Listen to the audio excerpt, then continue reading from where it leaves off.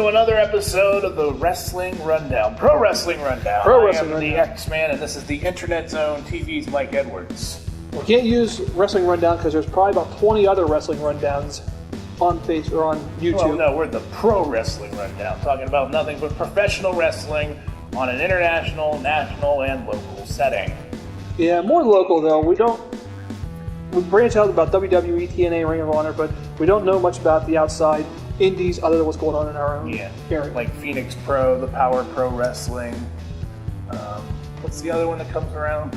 I can't remember, but we'll get to those after a little bit. Right now, let's get to some news. Good to have you back, X, by the way. Thanks. I want to say.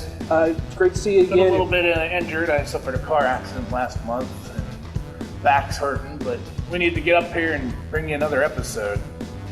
Always good to have you back, my friend. It's go time. It is. Okay. Say that?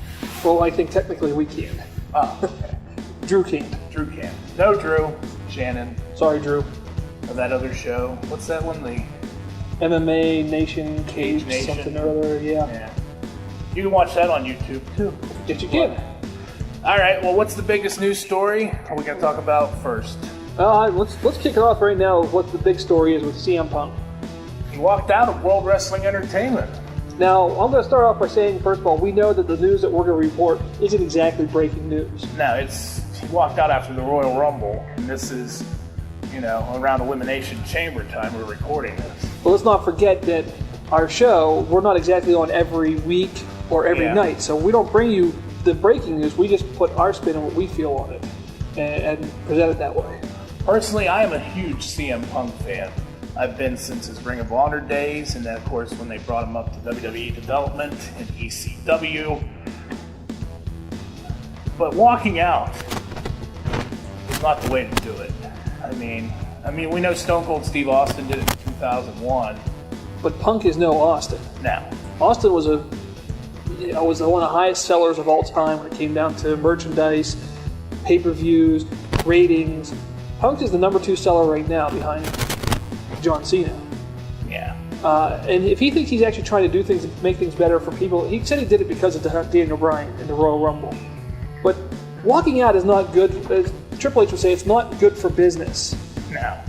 You look like, especially now, he's not even answering his phone for WWE. He's telling friends that he quit, even though he technically said half hour before the show, "I'm done," and walks out. It's very unprofessional. Let's get to the basics here. Also, that Vince McMahon is spearheading that to try and bring him back. Which is odd, because normally, with Vince McMahon, you would have thought him and CM Punk didn't have such a relationship. But here it's good old Triple H that doesn't want him back. But Triple H is also kind of more of an old school wrestler, where he thinks that the way he handled it is unprofessional. Now, I kind of agree with Triple H in that case, where you walked out and then you're not even answering your phone, you're not talking to anybody. No, it's just not the way to do business. Right. Now, on the same point of that with CM Punk, part of the other news right now that's being big on the internet is that WWE is not making Sting a high priority. Well, no, they got too much other, with CM Punk walking out, the launch of the WWE Network, the WrestleMania card's in shambles. They don't even have technically a main event yet. All you know is Batista's in the main event. Which, if you didn't see that coming, you hit yourself in the head. And that's part of it. Because of what happened at the Royal Rumble, fans are now hijacking the shows. They're chanting for CM Punk, which, let me tell you something as well. That's very disrespectful, especially if you're chanting it during a Bryan match. Yeah. Because Daniel Bryan is still there busting his ass. Well, I agree. As a fan, I thought the Royal Rumble was booked awful. I agree. With the exception of Bray Wyatt and Daniel Bryan, the show went like this and then just plummeted. It peaked early. Bray Wyatt, I said from day one, he's got an upside to him. That match, and I was going to attend the Royal Rumble, and I didn't get a chance to. And I'm glad I didn't waste money on tickets, because that first match was worth it. But then the rest of the show, the Royal Rumble match was the worst booked Royal Rumble match since 1997. Yeah, the surprises weren't there.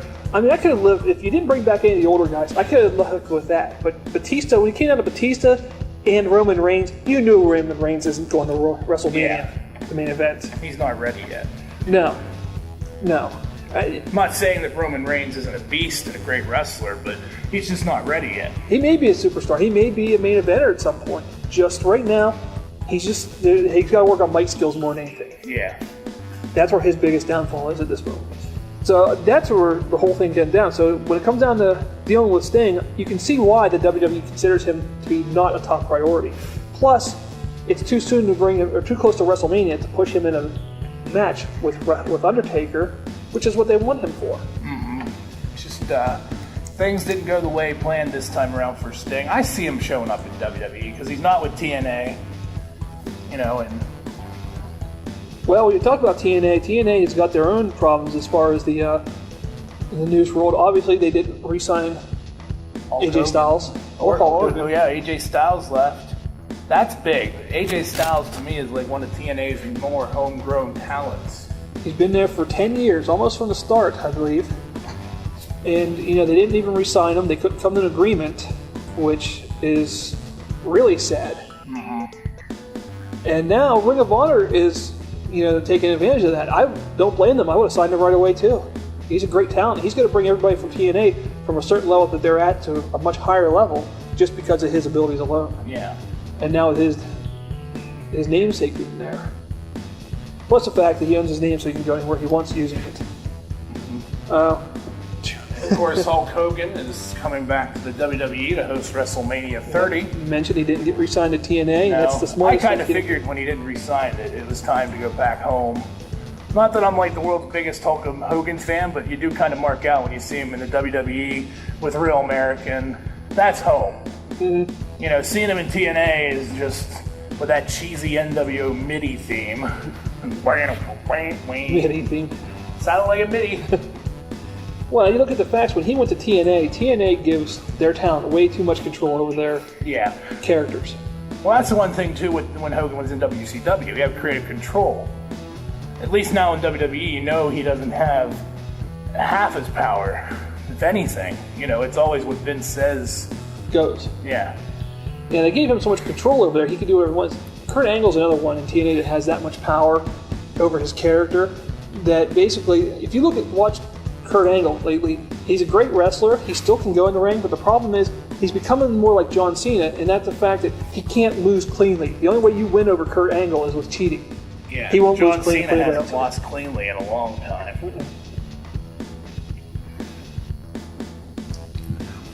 What else do we got? Well, let's talk about some sad news, unfortunately. Yeah, that is... We had the passing of Big Daddy V Mabel. Anything you want to call him that was his wrestling, and it's fine. I've read Mick Foley's report on that, and Mick did a really nice job about giving him a great sort of, Facebook eulogy, if you will. It's a very nice piece by him. Just to let you know, too, I'm a huge fan of the website Barbershop Window. I buy a lot of their shirts, a lot of my shirts for the show on there, not this one, obviously. They are supposed to be collaborating currently with Oscar to release a Mabel or Men on a Mission or Viscera t-shirt, and the proceeds are going to go towards to help pay for funeral costs. I remember when Men on a Mission debuted back in 1993. It was on an episode of Superstars, and I was thinking, what the heck? What is this? So when I think of Big Viscera, Big Daddy V, I always think of Mabel. And when I do, I smile because it was always Oscar, Mabel, and Mo. Yeah, we're in the house and we're ready. Men on a mission over here, doing like this. We got your edition. Who's in the house? It's Men on a Mission. They look like rejects from an MC Hammer video. Hey, it was over. But at the time, it was. I'm not denying that. 1993, you could have put me in a jumpsuit and called me Big Daddy D or Big Daddy X, and I could have got over. Of course, Virgil was around. Yeah, let's put them in the same. I have a funny Virgil story. I'll tell it to you some other time. But so check out Barbershop Window. They were supposed to release it this weekend. I don't know if it's been released yet. I haven't seen it yet. But yet another death in the pro wrestling world. Dead at 42. Our condolences to the family. Yes. We're gonna miss him. Yeah, nothing but good things from people online as far as what kind of person he was. He was a real good ambassador for pro wrestling. Mm-hmm. Every now and then you get a couple of jerks, but it's nice to hear. And he was, starting to take off the weight. I read that his blood pressure was bothering him, and and he was trying. It's just sad to lose somebody that young. Yeah, Such a wonderful person from what we're hearing. We didn't know him personally, but from I'm Facebook friends with Marty Jannetty, and he had nothing but nice things. And Marty Jannetty could use the French right about now. Sorry, Marty. Hey, I always loved Marty Jannetty. One of my favorites. Sorry, I'm still a Shawn Michaels fan. I still love HBK. Or HB Shizzle. HB Shizzle. Get that trending.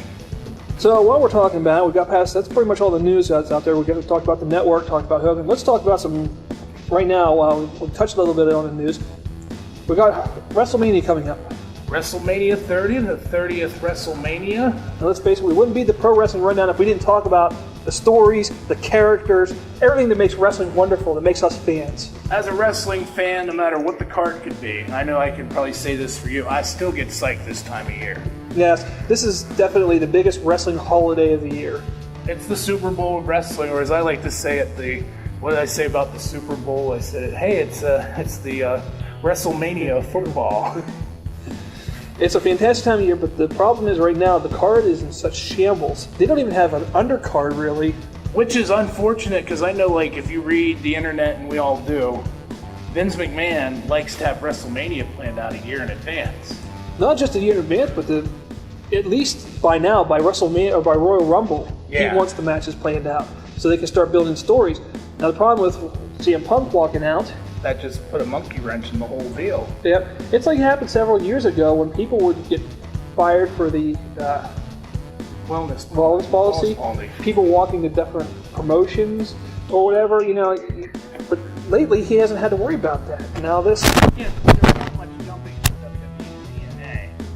Not like back in the day of the Monday Night Wars when it was WCW. I mean, you can turn on your TV one week and see Rick Rude on the same show. The only man appear on both episodes at the same time.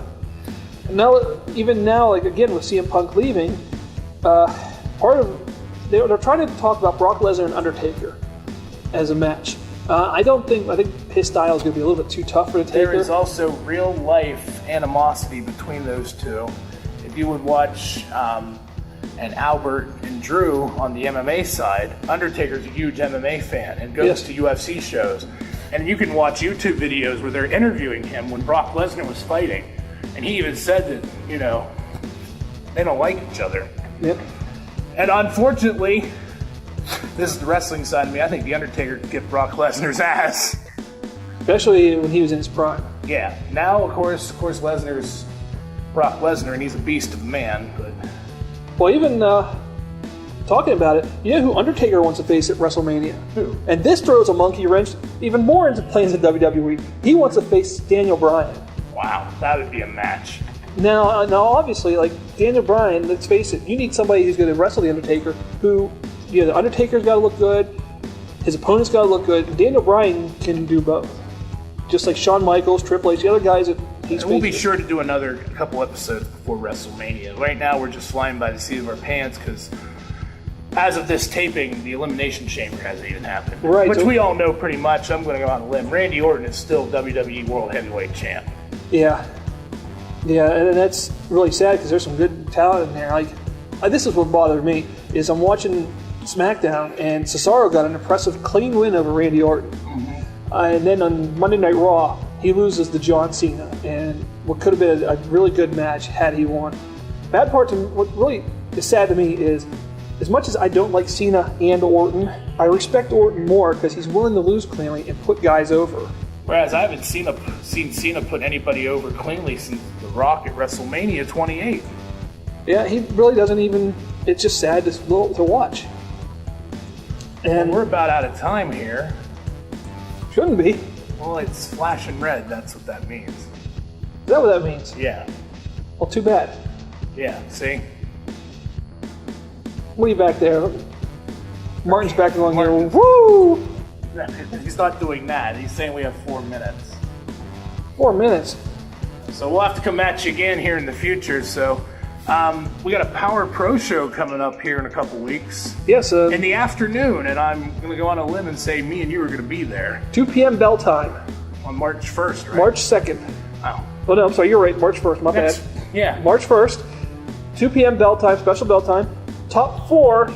This is going to be the finals for their first ever champion. Hey, do you want to know who's in that match? Let me not tell you because you should be there to find out for yourself. We're going to be there. Some good talent there. That's a good time. And I'll tell you what I like about it is Doug Diggler. He stands by the front door. He's the owner. He's the guy who started this whole thing. He stands by the front door. He'll shake your hand. He'll talk to you for a couple minutes. He's a really cool guy. And oh yeah, Doug's a great guy. I know like Dave Daniels as well. We went to high school together. You know, one of my good friends. So.